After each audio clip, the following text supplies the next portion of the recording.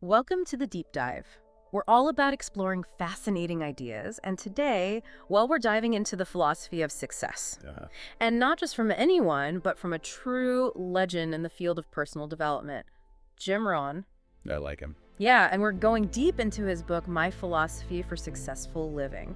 It's absolutely packed with wisdom, and What is, yeah. it's full of these incredible insights. But one story that really kind of hit me hard was about how Jim Rohn, at the age of 25, couldn't even afford to buy a box of Girl Scout cookies. Oh, yeah, I remember that story. It's so powerful. It's amazing, right? And that single event, it's like it set his entire journey in motion. It's classic Ron, right? He's a master at using these really relatable stories, everyday situations to just illustrate these profound truths about life and success. What I find fascinating is how he connects personal philosophy, self-education, and financial success. Like, they're all intertwined. You can't separate them. It's all connected, right? It's not just about the money. It's about crafting a life that's truly fulfilling. So, paint a picture for me. What happened with this whole Girl Scout cookies incident? Okay, so picture this. Jim Rohn, 25 years old, already a husband and a father, and he's struggling financially. A Girl Scout walks up to him, adorable little kid, selling cookies for $2 a box. $2. And he couldn't afford it.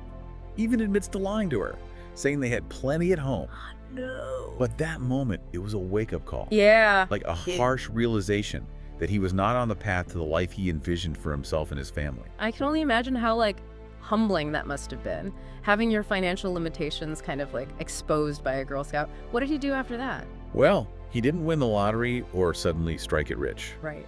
Instead, he realized that he needed a complete shift, like a fundamental change in his approach to life. And he was smart. He sought out a mentor, believing in the power of learning from someone who had already achieved what he desired. It's like that classic mentor-disciple relationship. Mhm. Seems like a recurring theme, in so many success stories. It really is. And Ron's mentor, he guided him to understand that success, it wasn't about those external factors. It wasn't luck. It wasn't connections. It was about transforming his inner world, his thoughts, his beliefs, his actions. And this is where his emphasis on personal philosophy really comes in. Okay, I'm sensing a theme here. Personal philosophy.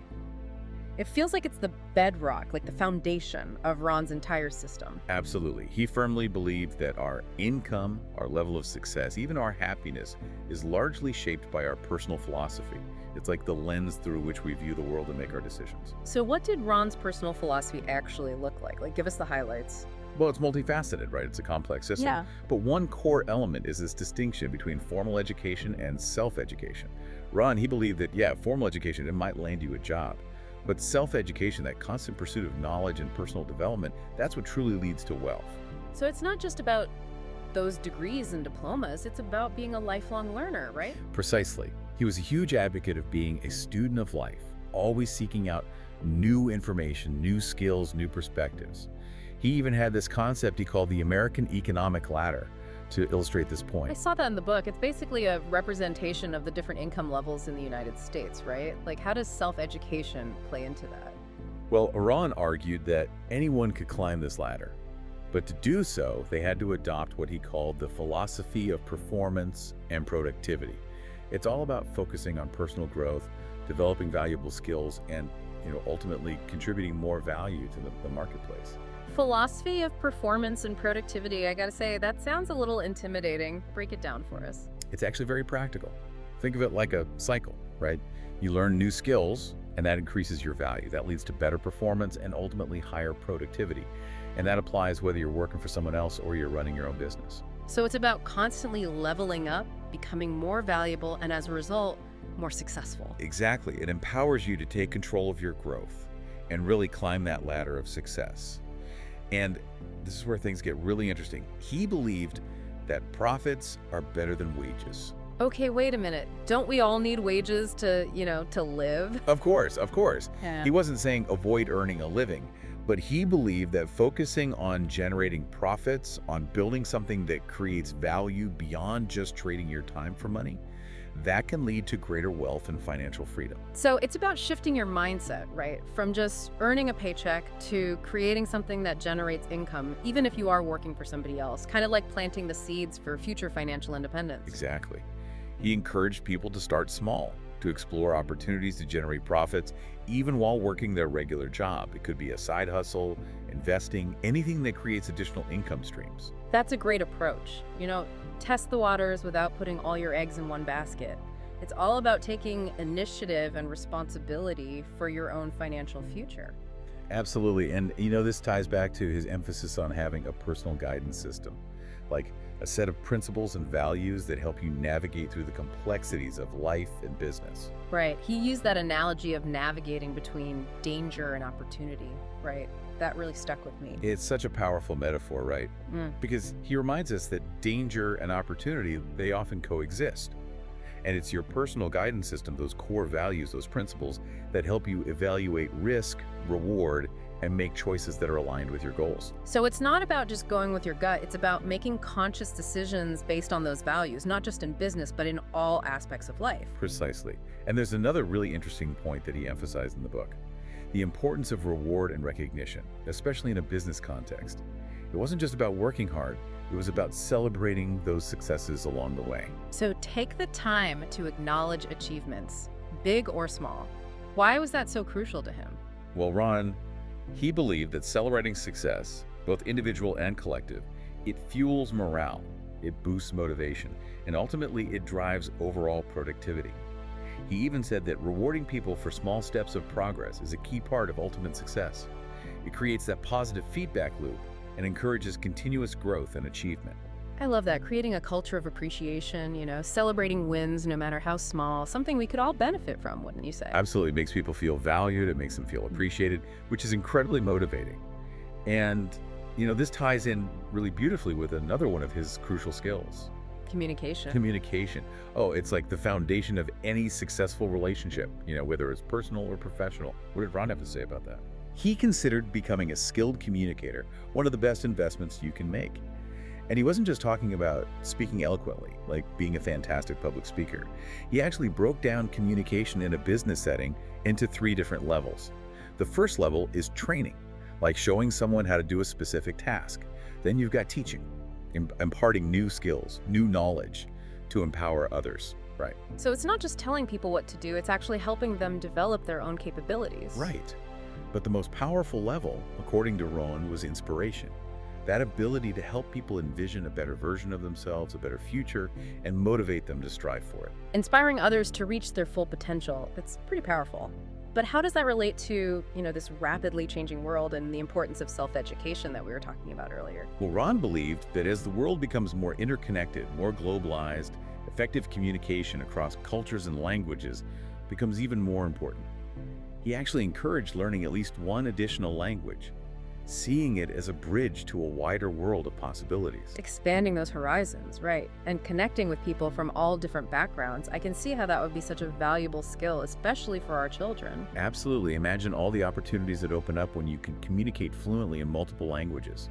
It just enriches both personal and professional lives. But amidst all this talk about skills and global communication, we can't forget about Ron's strong belief in financial independence and, debt-free living. It's a message that really resonates today, especially with all the economic challenges so many people are facing. Do you think his personal experiences shaped these views? Absolutely. I mean, his upbringing exposed him to the struggles and the limitations that debt can bring. He advocated for living within your means, cultivating sound financial habits, saving diligently, and, really avoiding unnecessary debt. So it's about taking control of your financial destiny, not being trapped by circumstances. It's about making those conscious choices to shape your financial future. Exactly. But remember, his emphasis on financial independence wasn't about hoarding wealth. It was about creating security and freedom, building a solid foundation to pursue your passions, contribute to the world, without constantly being burdened by those financial worries. Having that peace of mind to focus on what truly matters. Exactly. And to achieve that, he stressed the importance of, measuring progress and holding ourselves accountable.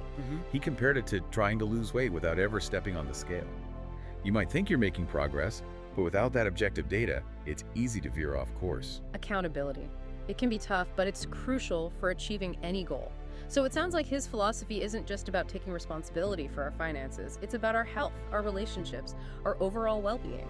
He viewed these as individual choices, Right. the choices that ultimately determine the quality of our lives. It's not about societal pressure, it's about taking ownership and creating the life you truly desire. It sounds like his philosophy really is a roadmap to a more fulfilling life, Yeah. encompassing personal growth, meaningful contributions, strong relationships. I couldn't agree more. And, his 6 steps for leading an extraordinary life, they beautifully encapsulate this holistic approach. But you know what? I think we've given our listeners a lot to think about already. You're right. We've covered a lot of ground. Yeah. From that, impactful Girl Scout cookie story to the philosophy of performance and productivity, the importance of global communication. But we'll be back soon to dive into those 6 steps for leading an extraordinary life. So stay tuned. Welcome back to the deep dive. Before we went to break, we were talking about how Jim Rohn's philosophy, it's like this roadmap to, a more fulfilling life. Right. And now we're going to really dig into those guideposts along that journey, his 6 steps for, leading an extraordinary life. And these steps, they offer a framework, right, for personal growth, for meaningful relationships, for a life that's just full of purpose. Yeah, that's a great way to put it. Each step kind of builds on the last one, creating this holistic approach to success. So shall we start with step 1? Yeah, let's do it. Step 1 is be productive. So what did Rohn have to say about this? Well, he believed that true happiness comes from being productive, from creating something valuable, making a real contribution to the world. It's about finding purpose and satisfaction in what you do. So it's not just about being busy, right? It's about making sure your actions are aligned with something meaningful, creating a positive impact. Exactly. It's about looking beyond your own immediate needs and really considering how your efforts can actually benefit others. It could be through your work, your creative pursuits, your community involvement, even just your daily interactions, It's a powerful concept, right? The idea that true fulfillment, it comes from contributing to something larger than yourself. I'm already starting to see how all these steps, they kind of intertwine, create this more fulfilling life. They're definitely connected. And speaking of connections, that leads us perfectly to the second step, which is value relationships. Okay, so this one seems pretty, self-explanatory. It's about nurturing those meaningful connections, right? Right, but it goes deeper than just having lots of friends, or acquaintances. Ron, he emphasized the quality of those relationships, reminding us that, we're not meant to go through this journey alone. Yeah. He really believed in the power of those strong friendships, supportive family ties, having a network of people that inspire you and lift you up. Yeah, I remember reading about there was a study, right? And Ron actually said that strong relationships can increase our lifespan. He did. And there have been tons of studies that back that up, right? Social connection, it plays a vital role in our mental and emotional health, even our physical well-being. It's about surrounding yourself with people who bring joy, support, and encouragement into your life. It makes you think about the relationships in your own life, right? Yeah. Are they truly adding value? Are they reciprocal? Are they helping you become the best version of yourself? Those are great questions to ask. And it's not just about receiving support, it's also about being that source of support and strength for others. Ron, he believed in, really fostering those mutually beneficial relationships where everybody thrives. So far, we've covered be productive and value relationships. What's up next? All right, so step 3 is respect your origins. This one might seem a little unexpected, but it's really profound. I'm intrigued. Sounds like it's about understanding and appreciating our heritage. Exactly. He believed in the importance of acknowledging and respecting our cultural roots. Those traditions, those values, the stories that have shaped us into who we are. It's about honoring the past while striving to build a better future. Right, recognizing that we're all part of this larger narrative, this tapestry, woven from all these countless threads of history and culture. And especially in today's world, which is becoming increasingly globalized and diverse, this step feels really important. It's about embracing our own unique heritage while also appreciating the richness and beauty of other cultures. Fostering understanding and empathy, recognizing that our differences make us unique, but that shared humanity, that's what unites us. Building bridges instead of walls. Yeah, beautifully said. It's about celebrating the tapestry of the human experience, in all of its complexity. Okay, so we've talked about productivity, relationships, respecting our origins. What about step 4? Step 4 is spiritual health. Now this was often overlooked, but it's really essential for living an extraordinary life. Yeah, I think a lot of people shy away from the word spiritual. Right. They associate it with, organized religion. Did Ron, prescribe a specific religious path? Not at all. For him, spiritual health was about nurturing that inner world, Hmm. regardless of your religious beliefs. He believed in taking time for reflection, exploring your beliefs, Yeah. connecting with something larger than yourself. So it's about cultivating that sense of purpose, of meaning, that goes beyond the material world. Finding something that gives you a sense of grounding and inner peace. Precisely. Whether it's through organized religion, meditation, nature, creative pursuits, even just spending time in quiet contemplation. He really encouraged people to find what resonated with them, what nourished their soul. It's about creating space for stillness and reflection, especially amidst all the busyness of life, and connecting with something that gives you that sense of awe and wonder. Exactly. It's about finding that source of strength and resilience that helps you get through those inevitable challenges. I'm noticing a pattern here. Ron's philosophy, it's not just about achieving external success, right? It's about cultivating inner well-being as well. It's a much more holistic approach, encompassing, all facets of who we are. Yeah, you're spot on. He understood that true success has many layers, and neglecting our spiritual health can create an imbalance in our lives. Okay, let's keep moving. We're on step 5, right? Yes. Step 5 is build an inner circle. And I think you might already have an idea where this one is going. I think I do. It's about surrounding ourselves with a supportive network, right? People who inspire us to be our best. You got it. He believed that the people we choose to spend our time with, they have a huge impact on our lives. He really stressed the importance of curating that inner circle carefully. So it's not about having a ton of friends or followers. It's about those deep, meaningful connections with people who share your values, who support your growth. Exactly. Quality over quantity. He talked about the importance of being able to rely on this inner circle, especially when you're going through tough times. It's like having a team, of cheerleaders and mentors who are always there to support you, challenge you, and celebrate your wins. He believed that having that strong support system, it can make all the difference in how we navigate the ups and downs of life. Just think about it. Who are the people you would call in the middle of the night if you needed help? Those are the people in your inner circle. It's a great reminder to really prioritize those relationships and to be that source of support for others too, creating a circle of love, encouragement, accountability. I couldn't have put it better myself. Yeah, Okay, we made it. Step number 6, the final step. I'm ready. What is it? Plant the seeds. It might sound kind of abstract, but it's actually really simple. Okay, break it down for me. What did Ron mean by planting the seeds? It's all about taking action, putting in the effort to achieve your goals and create the life you desire. He used this analogy of planting a seed and then trusting in, a higher power to support its growth. So it's about that initial leap of faith, taking that first step towards your dreams, and then trusting the process, knowing that growth takes time and nurturing. You've got it. It's about recognizing that success is rarely instantaneous. It takes patience, perseverance, and a willingness to embrace the journey, even when you face setbacks. There's a sense of optimism and faith woven into this step, right? It's about believing that if you put in the work, if you nurture those seeds, you'll eventually see the rewards. Precisely. It's a reminder that the universe often works in mysterious ways.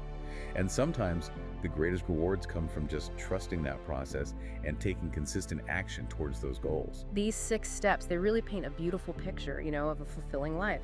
Be productive, value relationships, respect your origins, spiritual health, build an inner circle, and plant the seeds. They cover personal growth, meaningful connections, a sense of purpose, that extends beyond just ourselves. Yeah, they offer a roadmap not just to success, but to a life that's truly rich and impactful.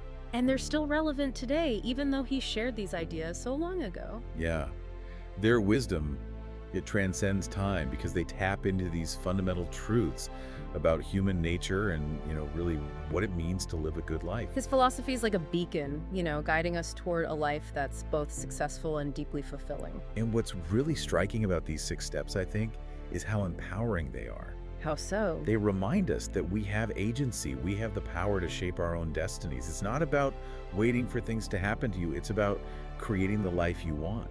That's a really powerful message, and it seems like a perfect segue into another key aspect of his philosophy, right, which we touched on earlier.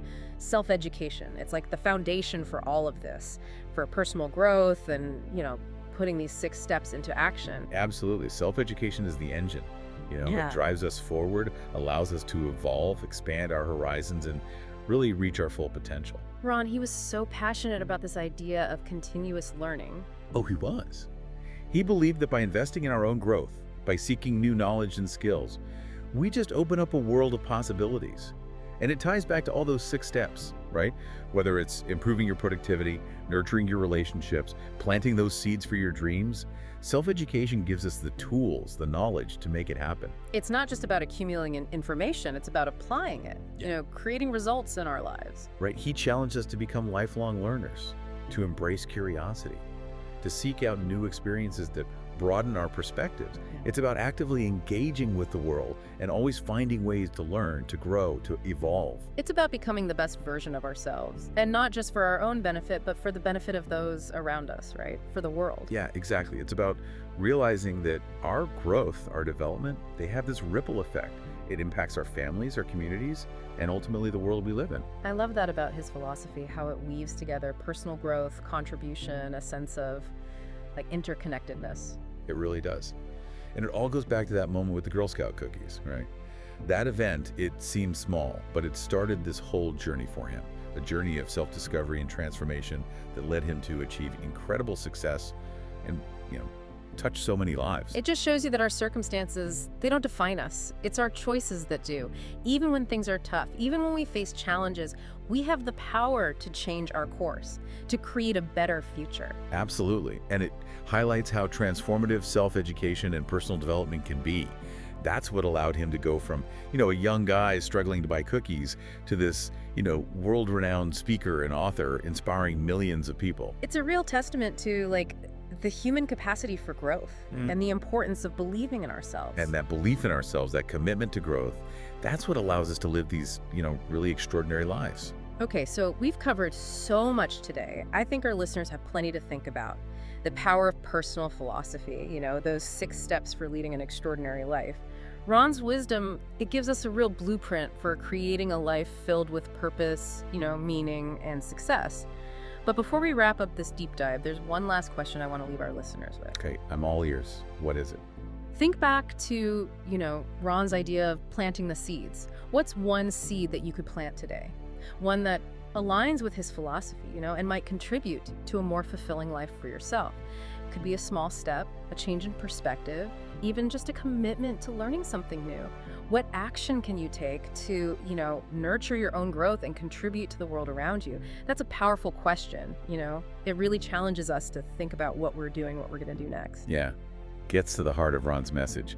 It's not enough to just listen, right? Right. It's about actually doing something, taking action. Right. It's about planting those seeds and then making sure they grow. Exactly. He's inviting us to, participate in our own lives. Yeah. To really contribute to the world in a way that matters.